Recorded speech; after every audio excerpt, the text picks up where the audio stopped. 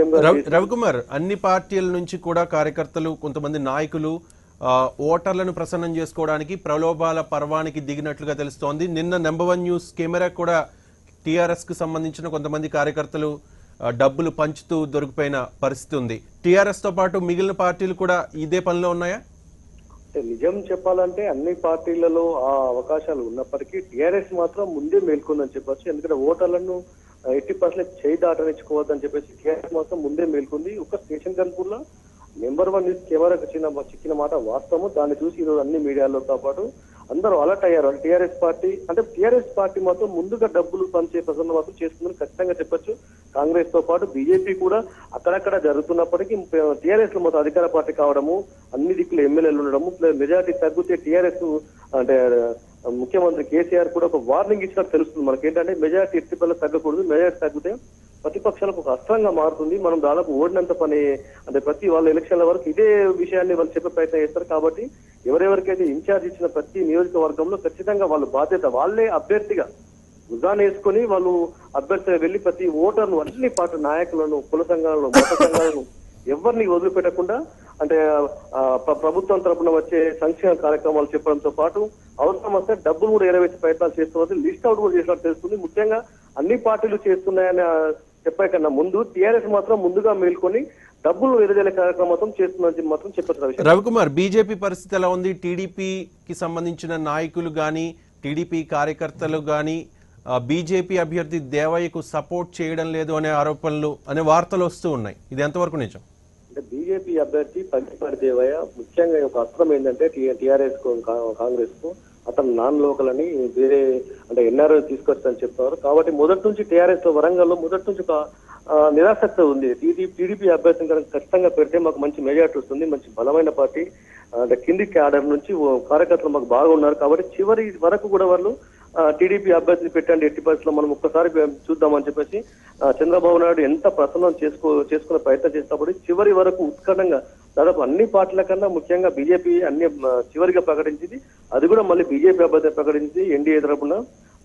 తర్వాత బీజేపీ అభ్యర్థి కాబట్టి కొంతవరకు టీడీపీ కార్యకర్తలు కొంత మాత్రం అనాసక్తిగా ఉంది. పెద్దగా మీద వేసుకొని పనిచేసే లేరు కానీ పెద్ద స్థాయి నాయకులు ఎర్రబెల్లి దయాకర్ కాబట్టి కాన్స్టిట్యూన్సీ ఇన్ఛార్జీలు టీడీపీ వాళ్ళు కొంతవరకు 50% చెప్పొచ్చు. రవిశంకర్ మనం 50% వరకు సహకరిస్తున్నప్పటికీ పెద్ద నాయకులు కింది పార్టీలో మాత్రం సహకరించట్లేదని ఖచ్చితంగా మనం చెప్పొచ్చు. Ravishankar, right, thanks for the updates Ravikumar. Ramesh Babu garu చెప్పండి. బీజేపీ విశ్లేషకులు మాట్లాడుతూ ఒక్క మహిళకు కూడా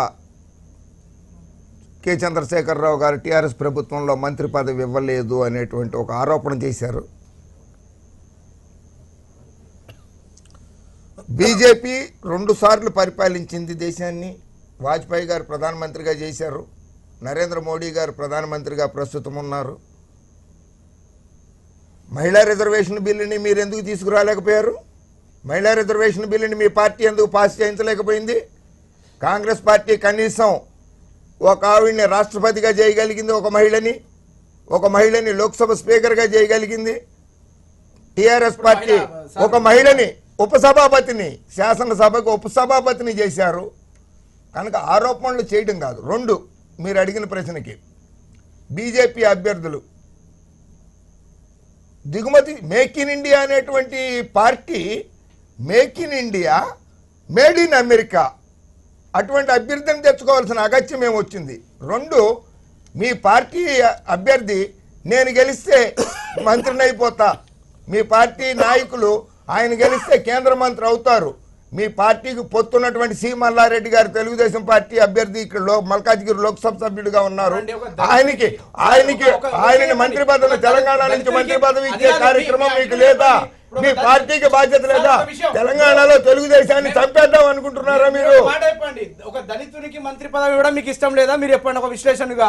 ఇప్పుడు మేము అన్నాం దళితుడు, ఇప్పుడు ఒక దళితుడు గెలిచినట్లయితే దళితులకు పెద్దపీట వేయడానికి, దళితులు ఒక మంత్రి పదవి ఇవ్వడానికి మేము సిద్ధంగా ఉన్నాం. అది మీకు ఇష్టం లేదా చెప్పండి. మీరు దళితులు రమేష్ బాబు గారు, పార్లమెంట్ చట్టంలో ఉన్న ప్రకారం 10% రిజర్వేషన్ ప్రకారం 544లో 60 మందిని దళితులకు ఇచ్చున్నా కానీ నాకేం అభ్యంతరం లేదు. 60 మందికి ఇచ్చుకున్నా కానీ నాకేం. మీరు పొత్తు పార్టీ అభ్యర్థి లోక్సభ సభ్యుడిగా ఉన్నప్పుడు ఆ పార్టీ అభ్యర్థికి అవునండి. ఇప్పుడు మల్లారెడ్డి గారికి ఒక నిమిషం వినండి సార్. మల్లారెడ్డి గారు ఇప్పుడు దత్తాత్రేయ గారు మినిస్టర్ గా ఉన్నారు, కూడా ఇక్కడే ఇస్తారు. కానీ తెలుగుదేశం పార్టీకి ఎందుకంటే తెలుగుదేశం పార్టీని తెలంగాణలో ధ్వంసం చేయడానికి కంకణం కట్టుకున్నారు మీరు. ఓకే శ్రీనివాస్ గారు, ముఖ్యంగా వస్తున్న ఆరోపణ ఏంటంటే టీడీపీకి అక్కడ టికెట్ ఇవ్వాల్సిన పరిస్థితి, టీడీపీకి చెందిన కొంతమంది నాయకులు కూడా ప్రపోజ్ చేశారు మాకే టికెట్ ఇవ్వాలి అనే నేపథ్యంలో.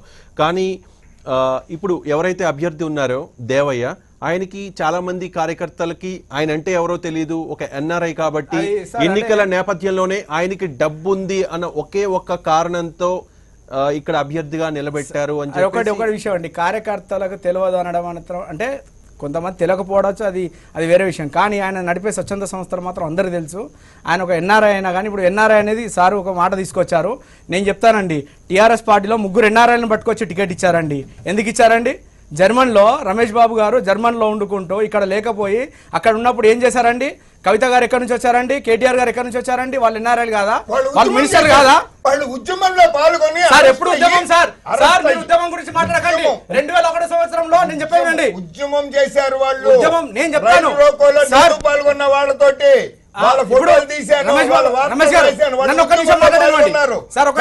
కవిత గారు కేటీఆర్ ఇద్దరు ఉద్యోగాలకు రాజీనామాలు చేసుకుని వచ్చారు. ఎప్పుడు వచ్చారు? ఈయన అక్టోబర్ 26వ తారీఖున హైదరాబాద్ లో అడుగుతున్నారు. అక్టోబర్ 26 నేను చెప్తున్నా, పాస్పోర్ట్ చూడండి. అక్టోబర్ 26వ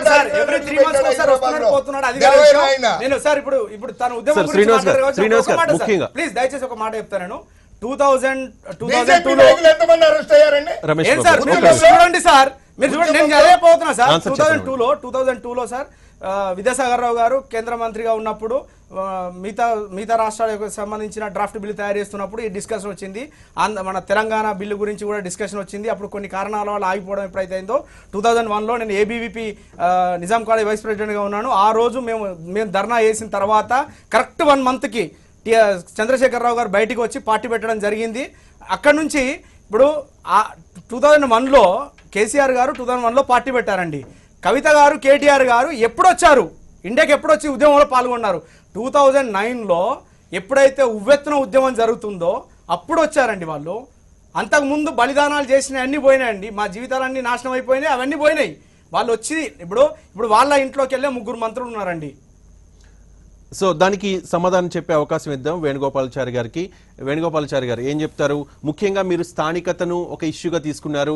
మీ పార్టీకి చెందిన అభ్యర్థి స్థానికుడు కాబట్టి స్థానికుడికే ఓటేయాలి, టీఆర్ఎస్ని గెలిపించాలని మీరు అడుగుతున్నారు. మిగిలిన పార్టీలకు చెందిన కాంగ్రెస్ అండ్ బీజేపీకి సంబంధించి ఒకరు ఎన్ఆర్ఐ, ఇంకొకరు వేరే నియోజకవర్గానికి సంబంధించిన వారు కాబట్టి స్థానికులకి ఓటేయాలి అని చెప్పి అడిగే పరిస్థితి. కానీ ముఖ్యంగా కరీంనగర్ అండ్ మహబూబ్ నగర్లో స్థానికుడు కాకుండా అప్పట్లో కేసీఆర్ ఎలా పోటీ చేశారు అని చెప్పి కొన్ని ఇష్యూస్ తీసుకొస్తూ ఉన్నారు. అలాగే కవిత, కేటీఆర్, హరీష్ రావు వాళ్ళ నియోజకవర్గాల్లో కాకుండా బయట నియోజకవర్గాల్లో పోటీ చేసిన పరిస్థితి ఉంది. ఇటువంటి పరిస్థితుల్లో ఎందుకు స్థానికతను మీరు హైలైట్ చేస్తున్నారు అనే కొన్ని ఆరోపణలు వస్తూ ఉన్నాయి. దీనికి ఏం చెప్తారు? ఇప్పుడు స్థానికుడుగా టీఆర్ఎస్ అభ్యర్థి, టీఆర్ఎస్ పరంగా ఎవరైతే అక్కడ ఆశావాహులు ఉన్నారో దాదాపు 10 మందికి పైగా ఆశావాహులు కానీ, తర్వాత టీఆర్ఎస్ టోటల్ పార్టీ క్యాడర్ చెప్పిన తర్వాతనే టీఆర్ఎస్ అభ్యర్థి స్థానికంగా నిలబెట్టడం జరిగింది, స్థానిక అభ్యర్థిగా టికెట్ ఇవ్వడం జరిగింది. 1. 2, ఈరోజు స్థానికంగా డిక్లేర్ చేసిన అభ్యర్థి కనుకనే స్థానిక అభ్యర్థి మీకు అందుబాటులో ఉన్న అభ్యర్థి అని చెప్పేసి మేము టీఆర్ఎస్ పరంగా పార్టీ శ్రేణులు కానీ పార్టీ నాయకత్వం కానీ ప్రచారంలో పాల్గొంటున్నారు. ఇప్పుడు 2 పార్టీలకు ఏంటి స్థానిక అభ్యర్థి కాదని ఎందుకు అంటున్నామంటే, ఇందాక మిత్రులు విశ్లేషకుడు గారు చెప్పినట్టు ఆయన ఎన్ఆర్ఐ. అక్కడ ఎన్ఆర్ఐ ఎప్పటికి కూడా 1972-74లో ఉండి మళ్ళీ ఇప్పుడే వచ్చినట్టు పత్రికలు రాశారు. మాకు కూడా తెలియదు, పత్రికలు రాసి ఇప్పుడు ఎందుకంటే బీజేపీ పార్టీ పరంగా ఓకే వాళ్ళు పార్టీ పరంగా ఎవరు అభ్యర్థులను పెట్టుకోవచ్చు, కానీ ఆయన కాంట్రిబ్యూషన్ అంటే ఇక్కడ మళ్ళీ గెలిచిన ఇక్కడ వచ్చిండు, మళ్ళీ ఇప్పుడు ఎన్నికల తర్వాత మళ్ళీ అమెరికా పోతాడు తప్ప ఇక్కడ ఉండడం చెప్పేసి ఖచ్చితంగా పార్టీ శ్రేణులు అక్కడ ప్రచారం చేస్తున్నారు. అదేవిధంగా కాంగ్రెస్ పార్టీ పరంగా సర్వసత్యనారాయణ గారు మంత్రిగా ఉన్నప్పటికీ కూడా మరి నాన్ లోకల్ అని చెప్పేసి ప్రచారం చేస్తుంది. ఎందుకంటే ఎన్నికల్లో ప్రతి అంశం కూడా తీసుకోవాల్సిన బాధ్యత పార్టీ రాజకీయ పార్టీగా టీఆర్ఎస్కు ఉన్నది, తర్వాత అన్ని పార్టీలకు ఉంటుంది. మా యొక్క నెగటివ్ వాళ్ళు కంటిన్యూ చేసుకుంటారు, వాళ్ళ నెగటివ్ మేము చేసుకుంటాం ప్రచారంలో. అది ఆటోమేటిక్గా ప్రతి రాజకీయ పార్టీ చూసుకుంటుంది. కనుక ఇప్పుడు ఏం చెప్పినప్పటికీ కూడా మిత్రులు బీజేపీ చెప్పినప్పటికి కూడా